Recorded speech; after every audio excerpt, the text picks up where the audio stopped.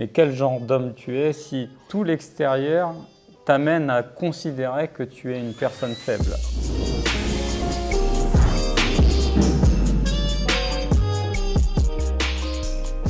Recommencer de zéro, alors déjà, c'est pas impossible.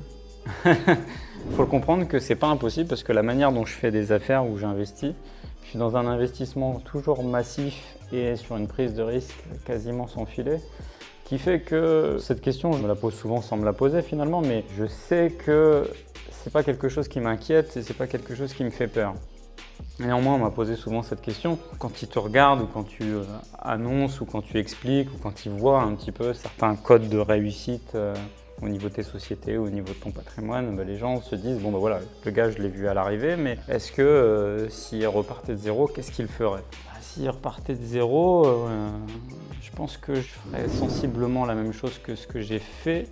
Alors évidemment, en partant de zéro en 2022-2023, c'est pas du tout la même chose que quand je suis reparti de moins de zéro en 2009. Pour la simple et bonne raison, c'est que le monde a changé, la géopolitique a changé, et qu'aujourd'hui, avec l'expérience, même si je te dis que je referais la même chose, il y a certains points que je changerais, comme mes ambitions. Mais mes ambitions, elles seraient tout autres, parce qu'aujourd'hui, j'ai vu que ces ambitions étaient réalisables, que je les ai dépassées, et largement dépassées. Et quand je me suis retrouvé avec moins de 100 000 € en dette et que seule perspective d'avenir du RSA, parce que comme je l'ai déjà dit, tu cotises pas pour du chômage, donc t'as rien, la seule chose que tu peux avoir, c'est du RSA et du RSA rétroactif. Pour moi, je visais une remontada de me dire voilà, un jour je serai millionnaire parce que le million fait fantasmer beaucoup de gens. Et surtout quand tu n'as rien, que tu n'as rien en poche, que tu es issu d'un milieu modeste comme je le suis, que je voyais mon père peu ou pas gagner d'argent. J'ai pas connu des choses très fastes, c'était très minimaliste mais pas dans le mindset chez nous, c'était minimaliste dans on n'a pas le choix. Tu te dis le million d'euros c'est inaccessible, c'est dingue, c'est incroyable, etc., etc. Or, quand tu l'atteins, tu te dis ah ouais finalement, alors certes, j'ai fait pas mal de choses, je m'y suis engagé, j'ai fait pas mal de sacrifices, etc., etc. pour l'avoir, mais peut-être que j'aurais pu faire plus. Donc mes ambitions, je les reverrai déjà à la hausse, ce qui me permettrait, je pense, de les atteindre plus vite. En tout cas d'atteindre ce premier objectif, parce que c'est un premier palier, je pense, qui est le million.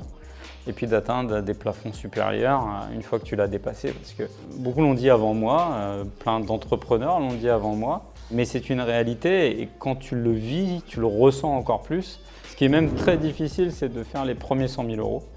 Je te dirais même plus que le premier million. D'avoir ce premier million, c'est compliqué, mais après, la mécanique est de plus en plus simple parce qu'il y a un système qui est assez simple à comprendre pour tout à chacun. C'est que l'argent appelle l'argent. Et donc, plus tu as, plus il est facile d'emprunter, plus il est facile de développer, plus il est facile de placer. C'est ce qu'on appelle l'effet boule de neige qui fait en sorte que ça grossit de manière exponentielle assez rapidement une fois que tu as passé certains stades. Et puis alors je l'ai rappelé souvent, mais je me suis fait charcler sur les réseaux sociaux parce que je disais qu'un million c'est peu finalement. Mais mine de rien, c'est peu si bien évidemment tu ne sais pas l'utiliser. Si tu ne sais pas l'utiliser, si tu ne sais pas l'investir, si tu ne sais pas le développer, c'est peu. C'est peu parce que tout coûte cher aujourd'hui. On est dans un monde où les prix s'envolent, où l'inflation est là, où tout devient inabordable. Et donc l'argent, en plus de ça, qui se dévalue, ce million ne vaut quasiment plus rien. Même si ça peut heurter ce que je dis, il ne vaut plus rien. Donc en fait, il faut limite que tu mettes tes objectifs et tes ambitions sur à minima 10 millions pour réellement t'apporter et te sécuriser une vie de famille, surtout quand tu es comme moi, un père de famille et que tu as des enfants à protéger, à sécuriser et à leur offrir une vie un peu différente, c'est-à-dire une vie moins liée à une vie de privation et que tout coûte cher. Donc d'une manière ou d'une autre, des problèmes de santé, tu as besoin d'aller te faire soigner, tu as besoin de vivre entre guillemets dignement, c'est une obligation d'aller générer de l'argent. Surtout en plus de ça, en tant que père de famille, je vois ça en tant que vraiment mon chemin de vie, quoi. C'est à moi de supporter mon foyer, c'est à moi de ramener ce qu'il faut pour mon foyer. Je vois ça vraiment comme une mission. J'ai vu plein de choses sur le Miracle Morning, les routines. Je t'avoue que j'ai jamais compris comment faisaient ces mecs-là. Ou la semaine de 4 heures, un truc incroyable, d'un type qui, je suis persuadé, n'a jamais eu une semaine de 4 heures dans sa vie. Mais ça fait vendre, le gagner plus, c'est travailler moins. En revanche, moi j'ai toujours travaillé comme un acharné. Je dors très peu, j'ai pas un travail physique très éreintant, bien évidemment, je suis pas dans une mine où je travaille pas à la chaîne ou à l'usine, mais j'ai un travail psychologique qui est très fatigant, sur lequel il y a une usure, sur lequel bon nombre d'entrepreneurs n'osent pas en parler et malheureusement ils devraient un peu plus en parler, c'est que le burn-out de l'entrepreneur il est présent. Je peux même pas te dire si je l'ai fait, si je l'ai pas fait, je pense vivre au quotidien avec. C'est toujours très angoissant, très stressant, les prises de risques, même si tu as une largesse et que ça fait partie de ton ADN d'entreprendre et de prendre des risques, parfois tu te mets dans des situations un peu complexes, compliquées avec tes fournisseurs, tes prestataires, tes salariés et autres, tes associés même, qui fait qu'il y a une pression qui est assez forte. Et l'entrepreneur, c'est lui qui va chercher son pain. C'est lui qui va chercher son argent. Mes salariés, ils attendent de moi que je leur fournisse un salaire. En contrepartie, j'ai besoin d'eux, bien évidemment, qu'ils fassent leur job à l'intérieur des structures et des sociétés que j'ai en place, mais je leur donne le salaire sur cette contrepartie. Moi, je dois aller chercher l'argent, je dois développer le business, je dois faire en sorte que les structures et les systèmes que j'ai mis en place, il y a toujours du flux. Alors même si l'exécution se fait par les salariés et c'est indispensable pour le bon fonctionnement d'une structure, toi, tu dois toujours aller chercher et tu es toujours responsable. Et en plus de ça, comme je l'ai déjà dit à plusieurs reprises, c'est ça qu'il faut aussi penser quand on a envie de se lancer dans l'entrepreneuriat, tu es toujours payé en dernier. Voire t'es pas payé. Je reviens un peu sur les routines. J'ai eu 40 ans et je pense que la bascule, elle se fait pour beaucoup de gens à 40 ans. Alors, j'ai pas le démon de midi parce que je suis très amoureux de ma femme, mais j'ai eu cette bascule là pendant les 3 dernières années où je me suis fait vraiment du mal physique. C'est-à-dire, je bouffais du sucre à gogo, du chocolat à gogo. Je faisais quasiment pas de sport. J'étais dégueulasse physiquement. J'étais avec même un mindset un peu flingué parce que très fatigué, j'étais sous médoc. Et je le dis sans honte parce qu'à un moment donné, c'est une béquille et c'est ce qui te maintient entre guillemets un peu debout ou ce qui te permet de dormir. Et si tu veux, par rapport à toute cette vie-là, à un moment donné, tu as une bascule, tu as des problèmes physiques qui commencent à être liés, puis tu as un âge qui commence à devenir certain. Et ouais, j'ai eu un réveil en tout cas. Et s'il y avait un truc vraiment que je voudrais dire à ceux qui se lancent comme moi, corps et âme dans l'entrepreneuriat, dans l'investissement, c'est faites pas l'erreur que j'ai faite, parce que là, pour le coup, j'ai fait une erreur, même si, mine de rien, je regrette rien de ce que j'ai fait. J'ai fait une erreur, c'est d'avoir arrêté le sport. D'avoir arrêté le sport et d'avoir commencé à manger, consommer des choses qui sont alliées à de la faiblesse. Je m'explique. Quand tu rentres chez toi, que tu es KO, que tu n'as pas envie de te faire à bouffer, tu vas aller chercher un kebab. Quand tu es KO ou quand tu as besoin de réconfort, le sucre te fait du bien. Plus qu'une poêlée de légumes. Tu vois ce que je veux dire? Or, le mécanisme, il est jamais bon. C'est-à-dire, en plus de ça, quel genre d'homme tu es. Et je parle pour moi, je fais vraiment pas un cours, une leçon de l'alphaman ou je sais pas trop quoi.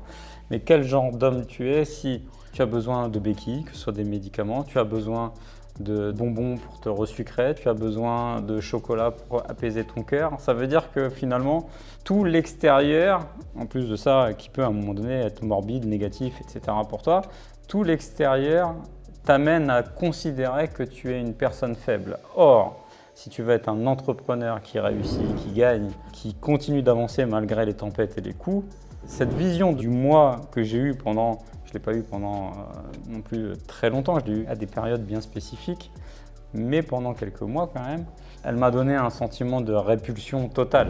Je me suis remis au sport, à une alimentation sans sucre, et tu te sens beaucoup mieux dans ta tête, beaucoup mieux dans ta vie, tu es même plus productif dans tes activités. Et je me disais en plus de ça, et peut-être que ça aidera tout à chacun qui regardera cette vidéo, je me disais ouais mais j'ai pas le temps d'aller au sport. En fait c'est pas que j'avais pas le temps, c'est que j'avais pas le courage. Et ça c'est une grosse différence. Quand tu te dis bon, dans la journée tu arrives forcément à trouver 45 minutes, 1 heure. Il y a 1 heure ou 45 minutes de productivité que tu peux donner à ton corps, à entretenir ton corps, à bien manger, faire des choses productives pour toi-même. Il y a 1 heure que tu arrives à donner. Dans la journée, c'est obligatoire. Et donc, aujourd'hui, je me le mets comme une obligation. C'est-à-dire que j'ai des rendez-vous sur des journées, mais il y a un rendez-vous que je rate pas, c'est celle du sport. Je me suis fait une salle de sport. Ça évite déjà, si demain il y a un nouveau confinement, j'ai ce qu'il faut chez moi. Et puis j'ai toujours aimé être seul pour m'entraîner. Ça n'empêche pas que j'ai pris des programmes avec des coachs, parce que c'est toujours intéressant d'avoir quelqu'un qui t'amène au perfectionnement. En fait, ça dépend aussi et ça fluctue selon les activités. Très récemment, j'étais très proche de l'hôtel, du restaurant que j'ai lancé parce que c'est des activités nouvelles, parce qu'il fallait le temps qu'elles se lancent, qu'elles se mettent en action. Et donc, j'y ai passé beaucoup de temps, beaucoup de mon énergie. Mais néanmoins, il y a un créneau que je rate pas, c'est une fois que j'ai déposé les enfants à l'école, le créneau immédiat, c'est tout de suite 1 heure de sport. J'ai déposé mes enfants, 1 heure de sport et après j'organise ma journée. Mais aux aléas de mes business en fait. Je ne peux pas prévoir que je vais avoir une fuite dans un appartement, je ne peux pas prévoir qu'on va me proposer telle ou telle affaire, je ne peux pas prévoir que j'ai une pénurie de salariés à un moment donné dans une de mes activités. Il va falloir que je m'y penche pour donner un coup de main au directeur ou directrice en place. Il y a plein d'aléas dans ma journée qui fait que j'aime ça, parce que c'est une vie que j'ai choisie. Tu ne peux pas développer plein de systèmes, plein de business. L'argent passif est tout automatisé. On connaît ce genre de choses, ça existe très peu. Et aussi, c'est pas du tout mon truc. Moi, j'aime créer, j'aime développer. J'aime aussi vite passer à quelque chose d'autre. C'est-à-dire qu'une fois que j'ai lancé les entreprises, tu vois, pour reprendre un peu, j'avais créé une boîte de bâtiment. Cette boîte de bâtiment, je l'ai lancée, j'ai atteint des chiffres très intéressants avec cette boîte de bâtiment. Ça déplaçait les millions d'euros de chiffre d'affaires. Et en plus de ça, récurrent pendant près de 4 ans. Et ça y est, j'ai eu besoin de passer à autre chose. Le bâtiment, j'aime ça, donc je vais en recréer une, mais avec une autre image, une autre culture d'entreprise, etc., avec d'autres idées, avec d'autres développements. Et j'aime créer, en fait. J'ai des cycles.